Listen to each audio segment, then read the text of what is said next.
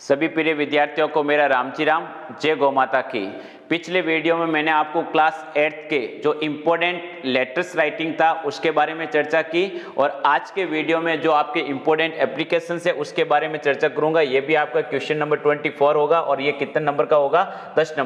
तो जो important applications आपको बता रहा हूं आप अच्छी तरीके से लर्न करके जाना। तो देखिएगा, सबसे पहले आपके एक इंपॉर्टेंट एप्लीकेशन है इमेजिन। कल्पना करो यू आर राहुल या रुचिका।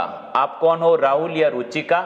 राइट एन एप्लीकेशन, एक एप्लीकेशन लिखिएगा to the headmaster and headmaster को फॉर एक्सेप्शन यानी फीस माफ के लिए फ्रॉम पेइंग फीस। कहने का मतलब है आप अपनी फीस है जो नहीं दे पाते हो तो उसकी माफी के लिए आपको क्या लिखनी है, एप्लीकेशन लिखनी है। या फ्री स्टूडेंटशिप, इसको बोला जाता है छात्रवृत्ति देनी है, आपको छात्रवृत्ति के लिए लिखनी है। या फीस कंसेक्शन यानी आपको फीस कंसेक्शन करना है, फीस के अंदर थोड़ी सी छूट देनी है या राहत देनी है। तो देखिएगा तीनों बातें सेम है, चाहे तो फीस माफ कहेगा, चाहे छात्रवृत्ति के लिए कहेगा और चाहे फीस में थोड़ी सी छूट के लिए कहेगा। तीनों एप्लीकेशन है जो एक ही बात है, तीनों का आंसर आपको एक ही लिखना है।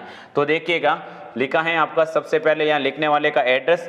आजकल जो अपडेट के अंदर जो लिखी जाती है एप्लीकेशन उसके अंदर लिखने वाले का एड्रेस भी लिखा जाता है, तो आप मन से ये एड्रेस यहाँ लिख सकते हो जो आपने ऊपर लेटर में लिखा था। इसके बाद में डेट और यहाँ पे किसका आएगा, आप एप्लीकेशन किसको लिख रहे हो, तो पर्सन में दिया हुआ है the headmaster Shri Hari Adarsh school Jodhpur. School का नाम यदि पर्सन में दिया है तो वहां से कॉपी कर लेना, या नहीं दिया है तो आप मन से कोई भी सरकारी स्कूल का क्या लिख देना, नाम लिख देना। इसके बाद में देखिएगा सब्जेक्ट, सब्जेक्ट किसके बारे में हो गया, एप्लीकेशन फॉर फुल फ्रीशिप। कहने का मतलब आपको पूरी की पूरी फीस माफ करनी है या छात्रवृत्ति चाहिए तो उसके लिए आपका सब्जेक्ट हो जाएगा। तो यहाँ पर देख लीजिएगा यदि आपकी परीक्षा के अंदर फीस कंसेक्शन लिखा है तो यहाँ पर आपको टाइटल क्या कर देना है, फीस कंसेक्शन। समझ में आ गया। और यदि फ्री स्टूडेंटशिप लिखा है तो फ्री स्टूडेंटशिप लिख देना, जो आपको अच्छा लगे। यदि फीस कंसेक्शन है तो वही लिखना आप। तो देखिएगा विथ ड्यू रेस्पेक्ट, बड़े आदर के साथ, I beg to say that, मैं कहना चाहता हूँ, आई एम ए स्टूडेंट, मैं विद्यार्थी हूँ, of 8th B and 8th B का, ऑफ योर स्कूल एंड आपकी स्कूल का, कि मैं आपकी स्कूल के 8th B का विद्यार्थी हूँ। I am an intelligent student, मैं एक होशियार विद्यार्थी हूँ, एंड ए गुड प्लेयर, एक अच्छा खिलाड़ी भी हूँ, ऑफ हॉकी यानी हॉकी का। यानी लड़का बता रहा है कि भाई मैं एक होशियार विद्यार्थी भी हूँ और एक अच्छा खिलाड़ी हूँ हॉकी का भी। माई फादर एंड, मेरे पिताजी, इज ए पुअर फार्मर, एक गरीब किसान है। मेरे पिताजी एक गरीब किसान है। His annual income, annual income का मतलब क्या होता है, वार्षिक, कि जो उनकी वार्षिक जो आय है, इनकम का मतलब क्या होता है, आय, इज वेरी लो, बहुत ही कम है, और उनकी जो वार्षिक आय है वो बहुत ही कम है। He has to run, run का मतलब क्या होता है, चलाना, कि उसको चलाना पड़ता है। हैज़ टू का मतलब होता है पड़ता, कि ही हैज़ टू रन, उनको चलाना पड़ता है। द एक्सपेंसेज यानी खर्चा ऑफ ए जॉइंट फैमिली, एक जॉइंट फैमिली का। और वो कह रहा है कि मेरे पिताजी को एक संयुक्त परिवार का पूरा जो खर्चा है वो क्या करना पड़ता है, चलाना पड़ता है।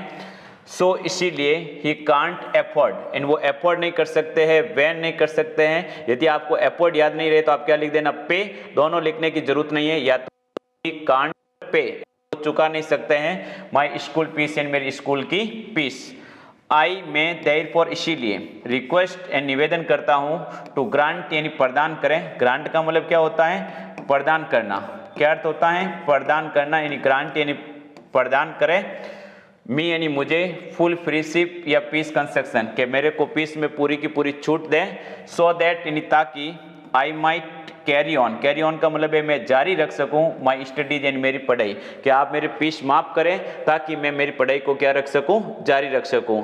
आई शैल बी वेरी ऑब्लाइज्ड, मैं आपका बहुत ही आभारी रहूंगा। ऑब्लाइज्ड का मतलब क्या होता है, आभारी। क्या अर्थ होता है, आभारी, कि मैं आपका बहुत ही आभारी रहूंगा। फॉर दिस एक्ट, इस कार्य के लिए। एक्ट का मतलब क्या होता है, कार्य। और काइंडनेस का मतलब होता है दयालुता का, कि मैं इस दयालुता के कार्य के लिए आपका बहुत ही क्या रहूंगा, एहसानमंद रहूंगा, आभारी रहूंगा यदि आप मेरी फीस को क्या कर दोगे, माफ। इसके नीचे क्या आएगा आपका, थैंकिंग यू लिख दो। योर्स ओबीडिएंटली, ध्यान रख लेना यहाँ पे पूरा का पूरा योर्स ओबीडिएंटली। कोई भी यदि आप एप्लीकेशन प्रिंसिपल को या एचएम को लिखते हो तो नीचे क्या ले जाएगा, योर्स ओबीडिएंटली, और उसके नीचे लिखने वाले का क्या आ जाएगा, नाम। पर्सन में आपका दिया हुआ था नाम तो वो नाम वहां से कॉपी कर लेना है। नहीं दिया होता है तो मन से लिखना होता है, बाकी दिया हुआ है तो वहां से कॉपी करना है।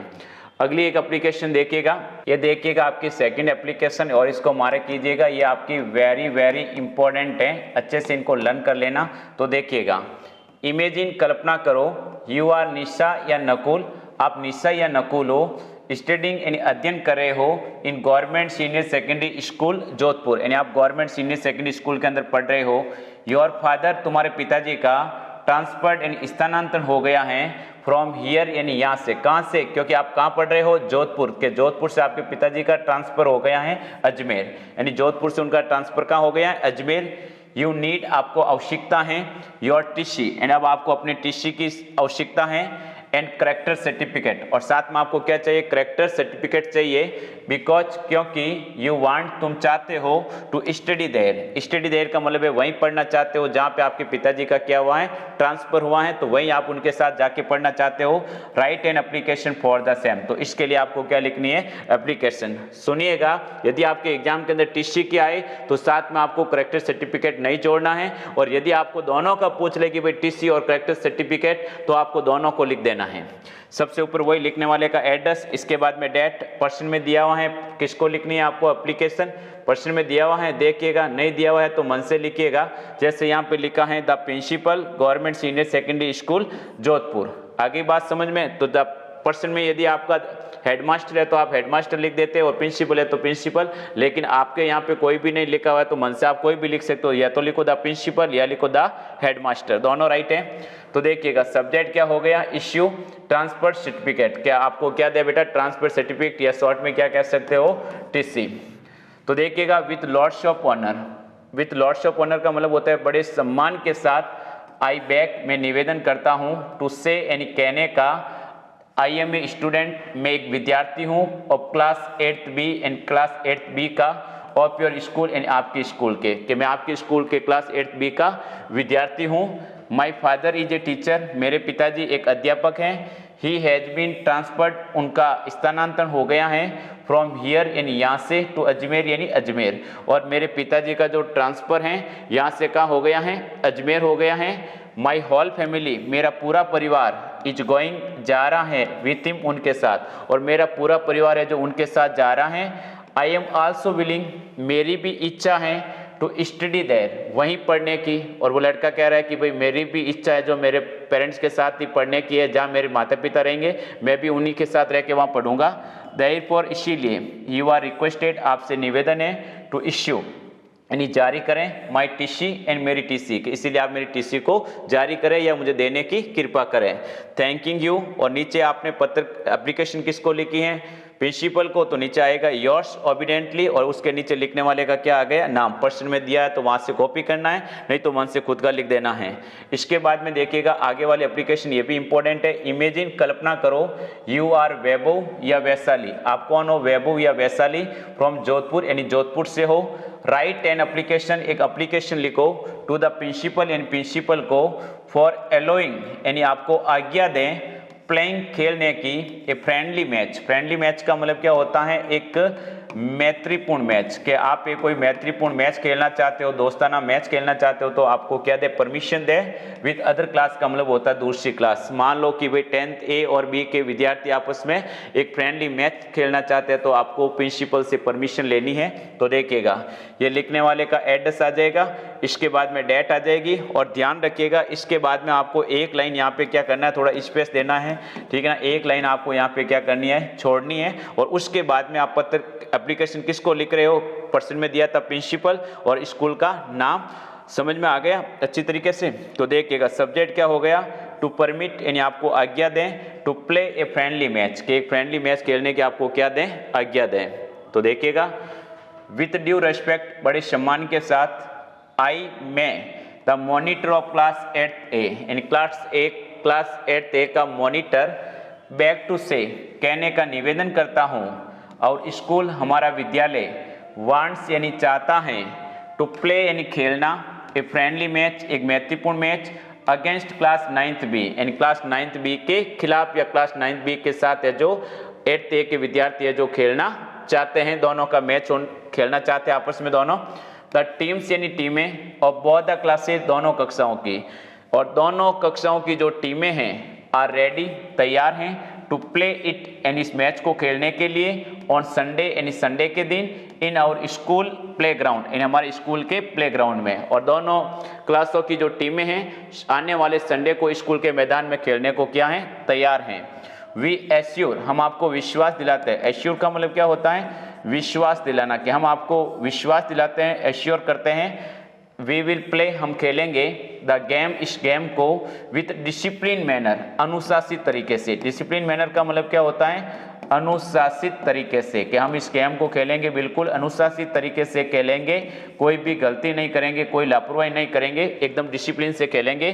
देयरफॉर इसीलिए आई रिक्वेस्ट यू मैं आपसे निवेदन करता हूँ टू एलो अस हमें आज्ञा दें, द प्ले खेलने की, द मैच यानी मैच, कि इसीलिए आप हमें मैच खेलने की क्या दें, आज्ञा दें। वही थैंकिंग यू लिख दो, योर्स ऑब्वियसली लिख दो, क्योंकि आपने एप्लीकेशन किसको लिखी है, प्रिंसिपल को, तो नीचे आएगा योर्स और उसके नीचे लिखने वाले का नाम। आगे देखिएगा, यू आर धीरज देवड़ा, आप कौन हो, धीरज देवड़ा। राइट एन एप्लीकेशन एक एप्लीकेशन लिखिएगा टू द प्रिंसिपल यानी प्रिंसिपल को ऑफ योर स्कूल आपकी स्कूल के, फॉर लीव आपको क्या चाहिए, छुट्टी, ड्यू टू कारण, अर्जेंट पीस ऑफ वर्क का मतलब है घर पे कोई जरूरी कार्य है आपके, इसलिए आपको क्या चाहिए, छुट्टी। और ध्यान रख लेना, मान लो जैसे कि आप बुखार से पीड़ित हो, किन से पीड़ित हो, बुखार से पीड़ित हो, फीवर से, तो उसके लिए भी आपकी इंपॉर्टेंट एप्लीकेशन आ सकती है कि भाई आप बुखार से पीड़ित हो तो आपको 2 दिन की छुट्टी चाहिए, तो आप उसके ऊपर भी इनको चेंज करके लिख सकते हो। जहाँ पे अर्जेंट पीस ऑफ वर्क है वहाँ आप लिख देना सफरिंग फ्रॉम फीवर, तो वही लिखने वाले का एड्रेस, इसके बाद में डेट, एक लाइन आपको यहाँ पे छोड़नी है, और इसके बाद में किसको लिख रहे हो उनका यहाँ पे एड्रेस, ठीक है। और सब्जेक्ट क्या हो जाएगा, ग्रांट लीव फॉर 2 डेज, 2 दिन की छुट्टी क्या करें, प्रदान करें। तो देखिएगा, डियर सर, प्रिय सर, विथ ड्यू रेस्पेक्ट, बड़े सम्मान के साथ, आई विश मैं इच्छा रखता हूँ, टू इन्फॉर्म यू आपको सूचित करने की, दैट की I have an urgent piece of work, कि मेरे घर पे क्या है, जरूरी कार्य हैं, एट माई होम मेरे घर पे, कि मेरे घर पे कोई जरूरी कार्य हैं, my family is going out मेरा परिवार बाहर जा रहा है, फॉर 2 डेज 2 दिन के लिए, कि मेरी पूरी फैमिली 2 दिन के लिए कोई बाहर जा रही है, सो इसीलिए आई कांट अटेंड मैं अटेंड नहीं कर सकता द स्कूल यानी स्कूल, फॉर 2 डेज का मतलब होता है 2 दिन तक, कि मेरा फैमिली है जो कोई प्रोग्राम के अंदर बाहर जा रही है, इसीलिए मैं स्कूल को 2 दिन के लिए अटेंड नहीं कर सकता। आई मैं देयरफॉर इसीलिए रिक्वेस्ट यू आपसे निवेदन करता हूँ, टू ग्रांट मी यानी मुझे प्रदान करें, ग्रांट का मतलब आप ग्रांट भी लिख सकते हो और सीधा वर्ड आप गिव भी लिख सकते हो, कि मुझे दें लीव छुट्टी फॉर 2 डेज 2 दिन की, एंड ऑब्लाइज और मेरे को क्या करें, ऑब्लाइज करें, ठीक है ना, देने की कृपा करें।